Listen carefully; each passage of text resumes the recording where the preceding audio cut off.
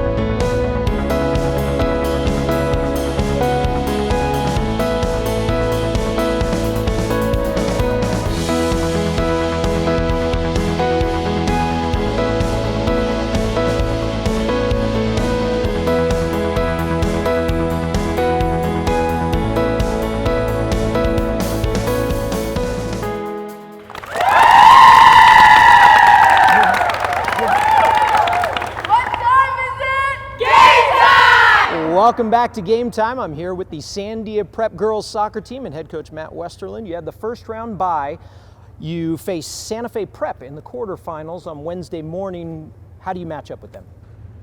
It's state. Anything's possible. I think it's always tough facing district opponents. This is going to be our 3rd time facing them this year, and there's a possibility, if we were to win moving into the semis and then the finals, that every one of the teams that we'll face from here on out is teams that we've already faced 2 times this year. So it's a result we've had. We've won both times, but again, it's November, anything can happen. So we're going into it with that kind of, mentality. You mentioned the semifinals and finals. If you keep advancing, maybe facing some teams that you faced before, who else is going to be kind of a tough out? I think if I had to pick 3 teams, I think Bosque in the semifinals is going to be a tough one. And then in the finals, St. Michael's, Socorro, both teams we played before, physical teams, teams with speed.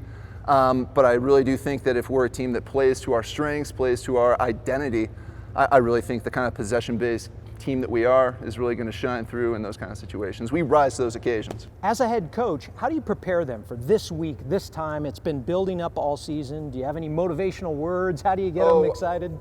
For me, it's one of those things that, you want to make sure that they understand, hey, it's another game, but it's something that everybody in the tradition of Sandia Prep looks to. It's every person that's been a part of this program, boys, girls, they always pay attention to the soccer tournament. It's something that, our school is built in tradition, and soccer is that tradition here. So making sure that they know that they're not only representing each other, but they're representing the school and they're representing the history of the school is something that I think really is going to bring everybody together, and it's going to lead us to rise to that kind of expectation moving into the state tournament. All right, well, good luck, ladies. Good luck on Wednesday, and hopefully you keep advancing. We'll be back with more Game Time after this. Are you living the life of an athlete? The New Mexico Activities Association brings you Life of an Athlete, a resource for students, educators, and parents to understand the challenges students face. Athletes, did you know one night of drinking will negatively affect your athletic performance for 2 weeks? Or that athletes who drink and do drugs are twice as likely to get injured? Alcohol's effects can reduce a high school athlete's potential by as much as 20 to 30%. Are you living the life of an athlete? Log on to lifeofanathlete.com to find out today. I thought I was pretty tough until I became a father. Oh, I hate those things. What do you mean you hate Real toughness is knowing when you need help. We've all been there. Fried nerves, no sleep. None of us do it alone. If you need help, you've got to ask for it. We need to fight for our kids' futures. It's up to all of us to make New Mexico the best place to be a kid. Connect with resources and support at pulltogether.org. Bring you back your love. New Mexico Gas Company rebate programs can help you save money and use energy more efficiently.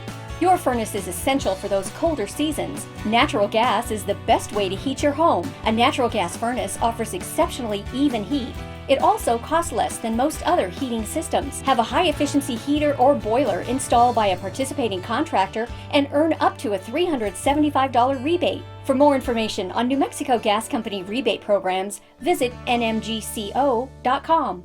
Hey, high school sports fans, the 2019 NMAA Fall Championship season is right around the corner.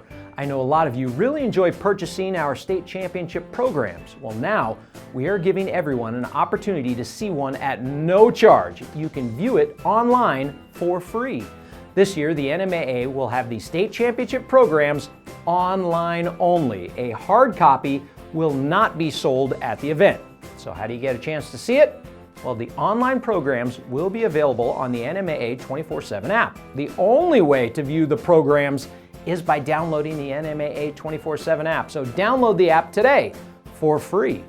Those championship programs, the ones with team photos, rosters, matchups, state records, featured article about the legend of the sport, it can all be accessed online for free. Just download the NMAA 24/7 app. We'll see you at the state championships.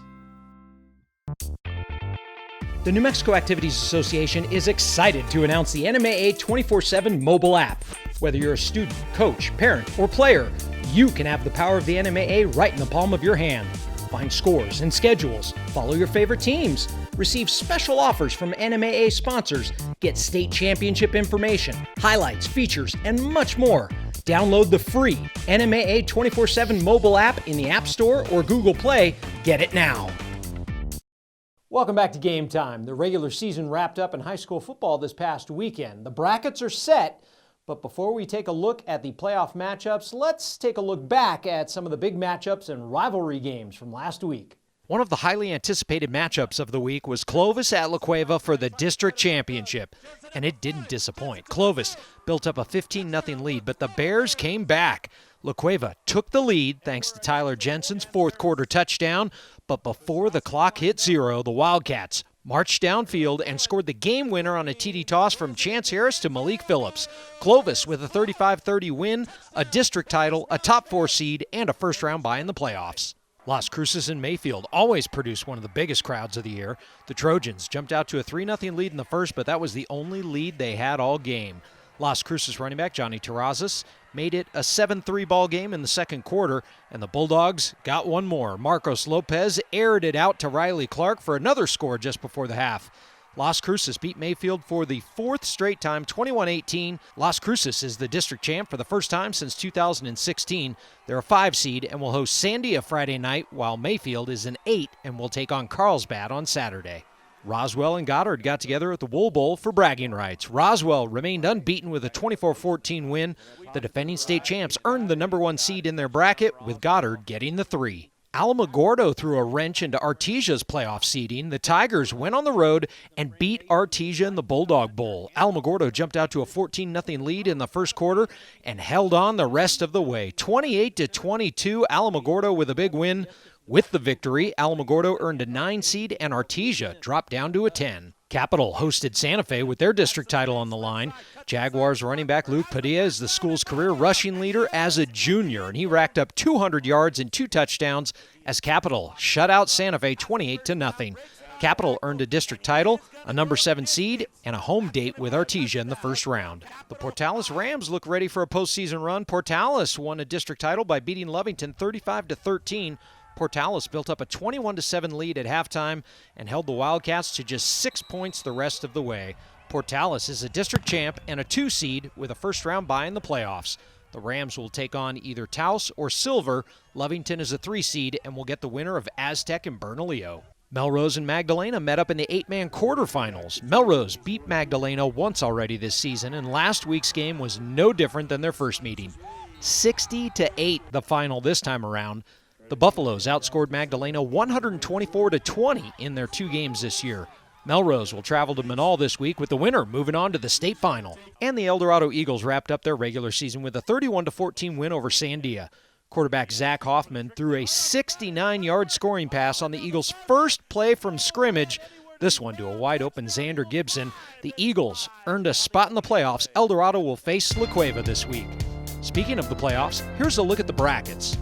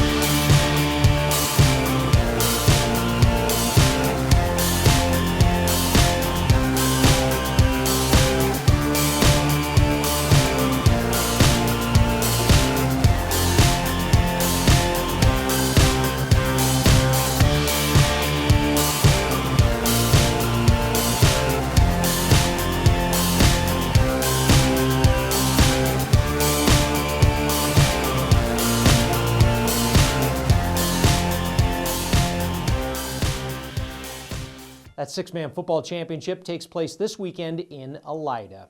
The Laguna Burger State Cross Country Championships will run on Saturday morning in Rio Rancho. Navajo Pine has a history of producing some quality distance runners, and this year is no exception. When it comes to cross country, Navajo Pine has won a state team title in 3 of the past 5 years. Our school is well known for a running program. When I first ran there, it was nothing but running. I mean, if you look back in our state titles, we have more state titles in cross country than any other sport. Individually, a runner from Navajo Pine crossed the finish line first at the state cross country championships in 3 of the past 5 seasons. This year, Galvin Curley is looking to repeat the feat he accomplished in 2018. Galvin, he's one of those top runners. He has a lot of endurance. He has a great speed. He's one to where he puts a lot of work into his training.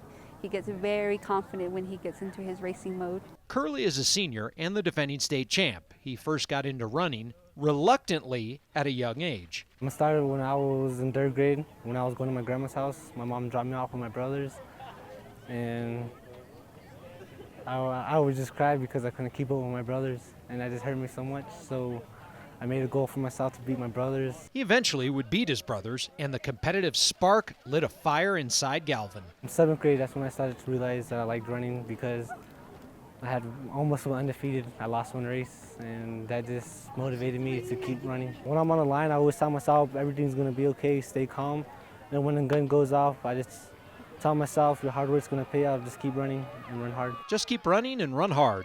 Seems to be a formula that has worked pretty well for him so far. The Laguna Burger State Cross Country Championships are November 9th.